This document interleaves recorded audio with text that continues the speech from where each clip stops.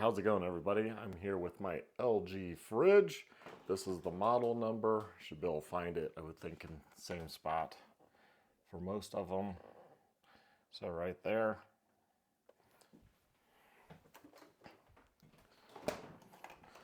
Today we're going to be replacing the water inlet valve. If your water is very slow, I'll show you here. It could be this. I got this off Amazon. It's claiming to be LG. I have my suspicions it's not. From like other appliance places online, $131 with tax. On Amazon, it was like $41, $42. So we'll see. It did ship in just an envelope, in that metal bracket there is slightly bent down, but that's okay. I can bend that back, but that is pretty annoying. So for our water dispenser, this is how slow it comes out. It takes forever to fill that glass. Takes forever. So I read online that it's the water inlet valve. Worth a try for the money of $42 and see if it does fix it. And for some reason this one craps out in 6 months to a year, then I'll go ahead and pay the $131 and buy the LG part, if you will. Assuming this one's really not, I don't know.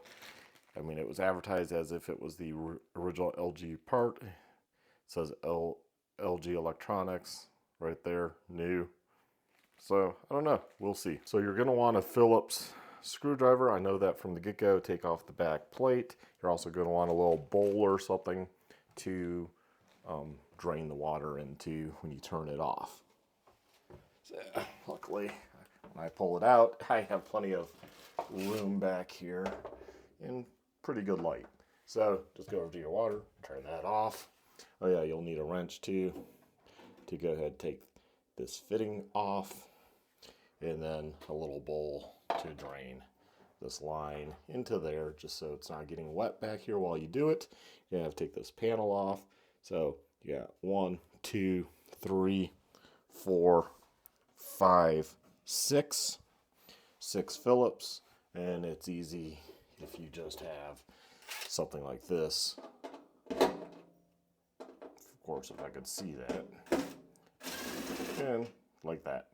And then we'll take all that off and we'll get to replacing this and also cleaning out what needs to be cleaned out while we're back there. So as you can see, it's extremely dirty. Take the time to blow this out with the air compressor, canned air, just something. Try to get it best you can, vacuuming even, just whatever you can.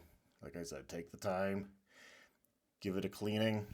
There's the drip tray for stuff down there. But yeah, blow this out, clean everything. I've done it before. It just gets bad back here. So it looks fairly easy to get to. Looks like you just undo that Phillips right there. And really that looks like about it. And then I think it's push connectors for the hoses down below. Let's shine the light on it. I gave it a dusting with the air compressor nozzle and a vacuum as I blew it, because it gets dirty, a little dusty in the kitchen now. So unfortunately, but no easy way of doing that. So what we'll do now, see, lay that down like that. Let's shine some light on over there for you all. Take the drill.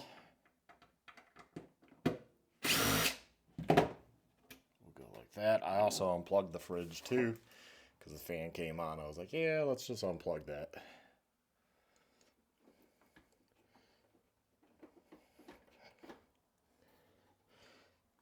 To figure out how those clip in and clip out, or how they clip in.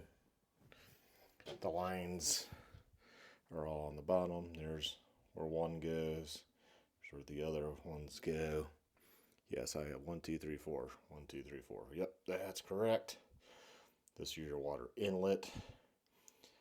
I bent this bracket back already, but with my hands it was easy. But you can just remove it too.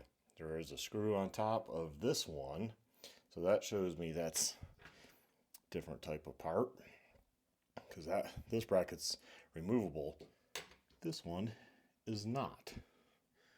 And it's rusty, so the solenoid on top there Yeah, see how nice that is? Look how nasty that is. Here, I'll shine the light on real good. So. Okay, well, I want to start unplugging stuff and get this installed. So I got it undone, which would have been pointless to film because you can't see what I'm doing, but I can explain it now. You can see what's bad with this one, as I kind of tried to point it out while it was in there. This goes just like this. On this post, undo that. There's connectors on the back. We'll get to that here and hook the other one up. You have these little guys right there. That one was on the front, middle. This one was off to this side, that way. And then this one with the kind of like this, same style. There's two different styles, was on this far side right here. So I think that's just different, yeah, different size hoses. So that's pretty straightforward. So that blue one, as you're looking in here, is to the left, white one to the right. Then there's a middle one, which is kind of off and hiding right there with a piece of tape around it. And then the front one was this guy right here with the spring and the tape. And it's bigger. Those two are bigger. So you can't really mix those up because they're only a certain length to get to the connectors that they go in. So pretty straightforward. So when you undo the connector, you will push up and pull out. These right here, like I'll take that one for example, will go in between there and there. The idea is then you can't push it, thus it can't pull it out. Just like that. So it's a little hassle to get to them, and I used these that have a nice good flat, or needle nose would work too, to grip the very end and pull them out. And then the ones with the big ears, I'll call them ears, the big tangs right here, I could just push off with my fingers. Like this one, I can push off with my fingers. I can just get it off. Pretty simple, even one-handed. So now I'll go ahead and connect all the new one up. And so same thing. Naturally, when you're pushing, this will be pushed in, so it will insert all the way, and then it won't come out with those. And let's see, so dark was on the outside, just like that. I'll show a shot of the back because I know people will want to know, and for some reason, if you didn't take a picture with your cell phone, then here you go. So red on the outside, blue, black, gray, brown it looks like, white, gray, and there you have it. And as a warning, you might want like a flexible bowl, and because the metal one's not going to work, as soon as you pop off that white one in the back, it is just a stream of water. Hence the rags here, because it was a mess. I was not expecting that, didn't think about that. So have some towels on hand if nothing else. Okay, I got her all back in. That's what she looks like. I tested it, it works. I'll show you the results here. I'm going to actually drain this water out because that's what came out when it overflowed. That way we just don't have stagnant water back there. Same cup. And it fills how it should fill in no time. So usually I use these big cups. So it was a pain before, but now I can actually do it and it comes out really fast. So I can go back to using my big cups. You probably want to run, some water through there, but it goes through the filter too, so it should be good. I just run a bunch through, and it took a while to get the water back primed through the system too. So note that takes a little bit of time. I cleaned the back of that I'll put on. Turn it all on like I just showed you, getting the water, and check for any leaks. No leaks. Then it's good to go.